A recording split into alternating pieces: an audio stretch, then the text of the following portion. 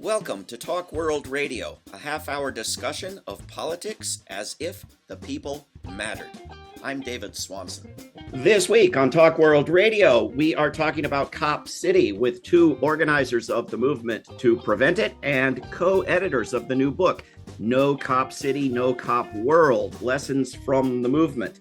You can pre-order the book, and we will have a link to it at talkworldradio.org. Our guests are Micah Herskind and Mariah Parker. Micah and Mariah, welcome to Talk World Radio. Thanks for having us, David. Yeah, thank you. So I don't know who wants the really dumb question, but for people who don't know, what is Cop City? Oh, gosh. Micah, do you want to go first? Sure. So Cop City is the name that a broad coalition of activists have given to a proposed police militarization center that the city of Atlanta is trying to build just outside city limits in Southeast Atlanta, in a part of DeKalb County that is unincorporated. It's been branded as Cop City because not just, and importantly, it's on the site of forest land, of what existed as forest land that, is in the process of being torn down to build this facility. It's been dubbed Cop City by activists because the plans for the facility actually include this mock city block where officers are going to train in all sorts of things, including various, urban warfare, urban control tactics. It was very much, in some ways a response to the uprisings of 2020. And so, yeah, it's this militarized police training center that folks in Atlanta have been fighting to stop for several years now. Mariah, is that an ongoing effort, or has the effort been lost? It sounds like the forest is being destroyed. What's the status of this thing? I mean, the sad reality is that the forest has largely been clear cut, and that phase one of the facility, from aerial footage and things like that, does look largely complete. I think when we look into the movement, however, like where we've come from in these last 3 years, a number of successes have been, delaying the project for as long as we have. I think the original plans for its opening were in the fall of 2022, and it's still not open yet. And the way that this movement and the synergy between movements for environmental protection, environmental justice, and movements for, police abolition has sort of merged here. It's created a model that's being kind of exported to other cities where similarly forests are under threat, communities are under threat by facilities like these. So folks can learn from what we've done here and similarly slow down and stop facilities like this that are coming to, a city near you. And that's the case, right? As it says in the book, there are similar projects being considered or proposed or developed all over the United States and beyond, right? Hence Cop World, not just Cop City. Yeah. So the Cop City proposal in Atlanta actually followed what was known as Cop Academy in Chicago that was built a couple years earlier. And so in a lot of ways, the Stop Cop City struggle, picked up a lot of the lessons from the No Cop Academy struggle. And our hope is that, through this book and through, the many different ways that, organizers and activists are sharing information about the Stop Cop City movement, people will be able, to pick up some of these lessons.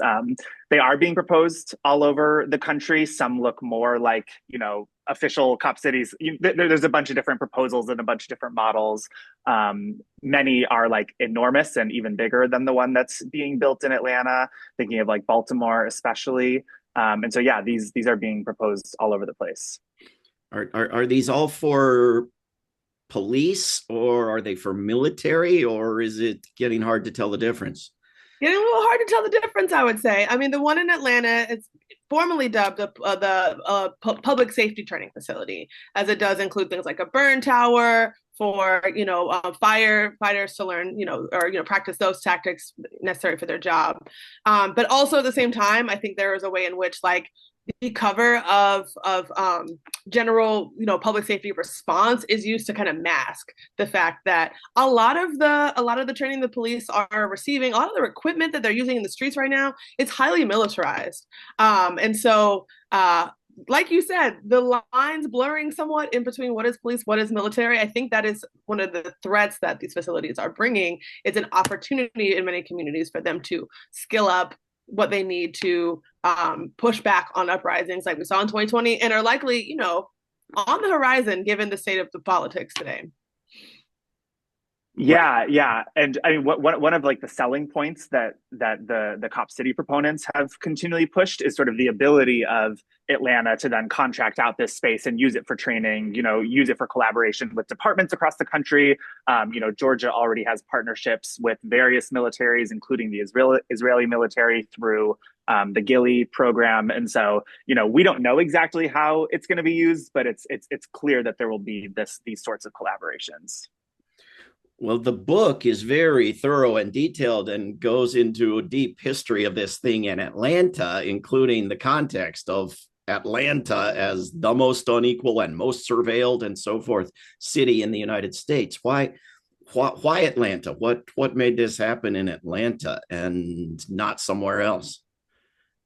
Well, I argue in my chapter, kind of like outlining the funders behind Cop City, that so one of the things that made it uniquely plausible here was the corporations that are headquartered in Atlanta that actually funded large parts of the project. So the project is actually run by the Atlanta Police Foundation, which is not an arm of the government. It's a nonprofit private entity that gets its funding from philanthropy from various individuals or corporations, most of whom are based in Atlanta. And so the ways that corporations based in the South in particular have been uniquely able to exploit their workforces, amass huge amounts of wealth that they can then reinvest into projects like these, are part of why I think that the South was a uniquely fertile ground for the first facility of this kind, the largest facility of this kind to be built here. But I think, I don't know, Micah, if you want to talk some about Rayshard Brooks and some of the other uniquely Atlanta context in the uprising that made this so possible.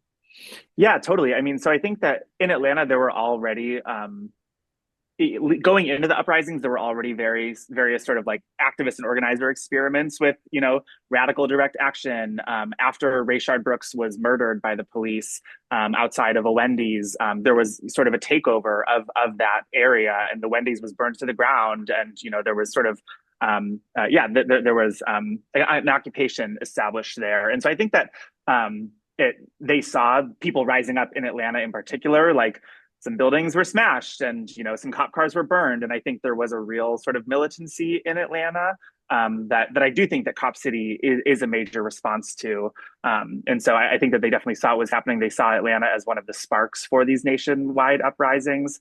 And then also, something we go into the book is a lot of sort of the specific Atlanta context where, there was this municipal secession movement, not to get too in the weeds, where basically the white wealthy part of the city was threatening to secede if, Atlanta didn't get things under control. And so, beyond sort of Cop City as a way to beef up the city's military police capacity, I think it's also in Atlanta a way for the city to signal to corporations, for the city to signal to white economic elites and upper middle class residents that they're taking those people's concerns seriously, and they are going to deploy the police to quell unrest.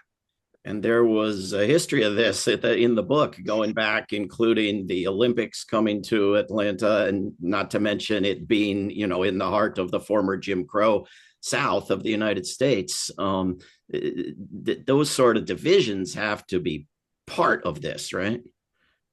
Yeah, and I would say the hidden unity is also part of it, because Atlanta is a quote unquote progressive bastion in the South, in what other parts of the country might view as very regressive, very clinging onto that legacy. This partnerships between the business class, who may they pretty much just do whatever they need to protect their bottom line. But then people like the Democratic mayor Andre Dickens, Democratic congresspeople who have stayed silent as environmental activists have been charged with domestic terrorism, and one of whom murdered, whose birthday is coming up this weekend.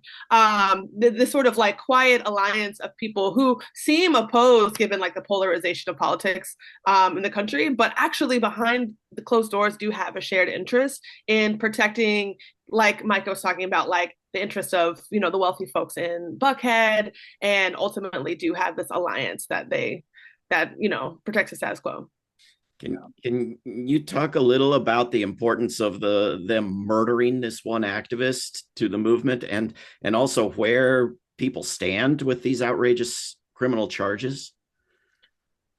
Yeah. Yeah. So some context for people is that one of the main, this has been a really sort of diverse and multi-tactical movement. There's been, tactics from sort of like the most traditional, like go to city council, contact your representative, march, petition, those sorts of things. But then there's also been, very sort of militant forms of direct action where for over a year, people were occupying the forest where, Cop City is proposed to be built. And, there have been various like anonymous attacks on various forms of infrastructure involved in destroying the forest, and it's been really decentralized in that sense. So sorry, I just forgot the question. Well, the killing of this young man. The killing. So during the phase of this forest defense in January 2023, there had been sort of a series of escalating raids on the forest where joint task forces of police were sort of marching into the forest, trying to round people up. Initially, people were more so getting like trespass charges and things that you would sort of more expect. But increasingly, those raids became more and more militarized. And then in January 2023, this joint task force, this really small army went into the forest and murdered a forest defender known as Tortuguita. I think as so often happens when the police murder somebody, it was so devastating and so awful. And it also became sort of a rallying point where a lot of attention poured into Atlanta. A lot of people sort of woke up to what was happening with this movement, and a lot of support flowed in. And so I think it definitely, in the most awful and tragic way, had a real catalyzing effect, and also led to, these various charges. So right now there are 61 people facing RICO charges, which are basically conspiracy charges. And these domestic terrorism claims are a part of that. And I think a lot of people are recognizing that, these are blatantly political charges. These are not about, what people have allegedly done.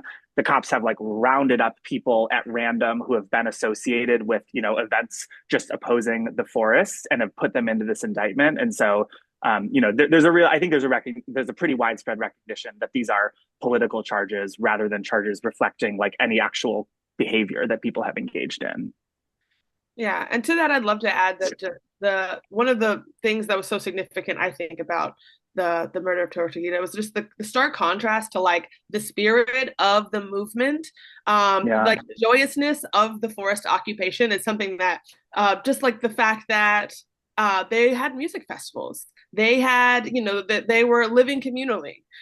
They were helping each other out. They're doing mutual aid, and that, and they describe like how, what a positive spirit like the forest occupation had. And so to move from that to suddenly they're closing in on people. They are, rounding folks up. They are destroying the encampments, and they're actually killing someone that was like at the heart of them. I think is why it was so galvanizing in some ways. Parts of it, this community spirit and modeling a better world, reminded me of the Occupy movement as well as the Black Lives Matter movement. I don't know how many people participate in are even old enough. I'm old enough that Occupy seems like 10 minutes ago to me, but was that an actual influence? Yeah, and actually, one of our contributors writes about some of the links between the Occupy Atlanta movement in the early 2010s and some of sort of the lineage that this movement stands in. And so I think there are really direct connections. I also think there is just something. It also made me think of the college campus encampments that happened last spring, and I think there is something about sort of like these communal spaces, an occupation of the forest or of a university campus or of a public park or wherever it is, where like you do sort of come together in a different way and you figure out how are we going to get food? How are we going to get everyone to the bathroom? Where are people going to sleep? What are we going to do? And I think there is something so powerful about those spaces in beginning to sort of model like, how could things look differently? How are we going to take care of each other? How are we going to take care of ourselves? And so I think that was definitely something that came through across this movement and especially in the occupation. Yeah, I was really struck even before reading this book when these events were happening by how diverse, how many different groups of people doing different things together, and how well known and supported from far outside Atlanta. How was that done? Because people have local movements all over the place all the time that don't become national crusades with people wanting to go help from 1,000 miles away. How was that accomplished? Well, pretty early on, folks had done things like speaking tours to go around the country and kind of describe the state of the movement and understand their political analysis, to help draw people in. And so I think that that's also why, like, a success of the movement that I think continues, because those networks are still active in, struggles in those different places. We have people from here who travel to places like Tucson to challenge powers that are involved in the Cop City, in construction of Cop City here, that may have offices there, or ties to various other places. And so making sure, like, as a part of it, creating this nationwide network early on, I think, was one of the movement's strengths. Yeah, I think I totally agree. And I think that what people did such a good job of early on was making clear that, like, this building is being built here, but the interests that are behind it are national and international. And so, like, I think a lot of people understood early on that challenging Cop City in Atlanta is part of trying to prevent cop cities from being built in other places. In addition to the ways that, you share tactics, you share knowledge, you share experience. And so I think that there was an understanding that Cop City doesn't stop at Atlanta. It also seems like you got anti-racist groups, anti-poverty groups, anti-war groups, environmentalists, a Native American nation. I mean, a huge array of interests that don't always work together on something, right? Yeah. Yes. And yeah, I think that, and that was Atlanta's fault for, I think that they made it so easy to see the connections between all these issues. They built it on the site of a forest. And so the environmentalists were in. This is, land that belonged to indigenous people that was stolen from them, and through the Trail of Tears, through, a long legacy of indigenous dispossession. And so, and there were active efforts to involve, our indigenous comrades who had been displaced from this land. It was done through this really sort of shady process where they didn't have to go through all the accountability mechanisms that they would, because it was just slightly outside of city limits. So even, like, the good government and transparency people were mad about it. Obviously the abolitionists and the anti-police people are mad. So, like, they're just, like, something for everyone to oppose. And I will say that I think early on, people opposed it for very different reasons. But, like, as people have built relationships, we've also learned from each other. I think the abolitionists have learned about environmental justice and vice versa. And so there's been a lot of knowledge sharing in that sense too. Yeah, I mean, I definitely came into the movement from, like, a police abolitionist standpoint, and then learned about how important environmental justice and climate change are, as a part of that project. And then encountering, environmental activists who've been doing it for decades, who now are, going to the RICO trials and, like, supporting in the defense of folks that are, being unfairly targeted. So I think we all definitely learned a lot from each other, are learning a lot from each other, through the ways our interests have intersected. Yeah. I think a lot of people were educated about not just restraining extreme police abuse and militarization, but police abolition, what that means, what that could look like. Was that sort of education part of this campaign? I think so, and in both formal and informal ways, a bunch of teach-ins happened, but also through times like when City Hall was packed with hundreds and hundreds of people giving testimony about why they didn't want this facility. There were so many different reasons why people wanted so many other things people wanted instead of this. That they want healthcare, they want housing, they want safe streets, they want parks. And so the reframing of abolition is also just, like, investing in things that give life. I think that was so manifest in moments like that, where if you listen to hours of testimony, you heard all these things that we could have instead of a militarized police state. And so I think that was really eye-opening for a lot of folks that maybe came to the movement from different angles, but understood where we were coming from over time. Yeah, I think that's been one of the most powerful things to me, is that I think that a lot of people involved in the movement in various ways may not describe themselves as abolitionists, but I think that, like, so many, you go to these city council meetings that Mariah is talking about, and you hear people articulating what I think is an abolitionist vision, saying, like, here are the things I want you to invest in that don't include $120 million for this deadly police facility. And so I think that that's been such a powerful thing. And then I also think that, besides the political education and sort of, this articulation of what it is we want, I also think it's been radicalizing for a lot of people just to be in the struggle. I think that, for example, a lot of the environmentalists have seen, whereas maybe they started at a point of like, yeah, it doesn't make sense to tear down this forest. Like, we need this for recreation. We need this for, preventing climate change and flooding. I think a lot of people have seen like, oh, if you want a livable planet, you're going to have to take on the police, because the police are there to serve the interests of capital and, extraction, which is what capitalism does. And so if you want to stop that extraction, you're going to have to take on the police. And so I think a lot of people have actually developed more of a politics around policing just from their own engagement with the movement. One of the hard parts about building movements is the whole relentless zombie question of violence. The diversity of tactics usually means we do nonviolent stuff plus violent stuff.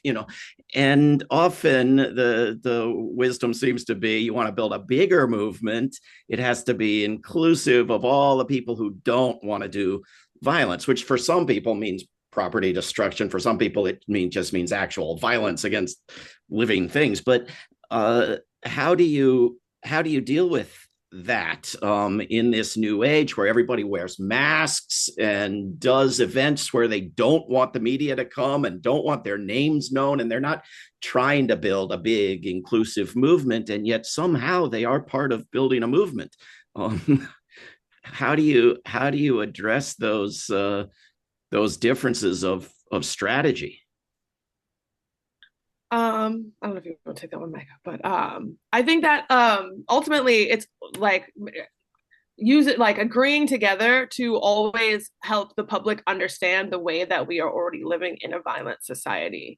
That the police response when they are busting into the home of folks that are just providing, bail funds for protesters exercising their First Amendment right, that is violent. That the destruction of 100 acres of forest, the destruction of entire ecosystems by construction equipment, that is violence. And so understanding the killing of an activist, the actual murder of a 26-year-old person as the violent system that we are challenging, as a way to just like dispel the myth of like who is violent and who is not. Destroying construction equipment is not the same thing as murdering a 26-year-old person.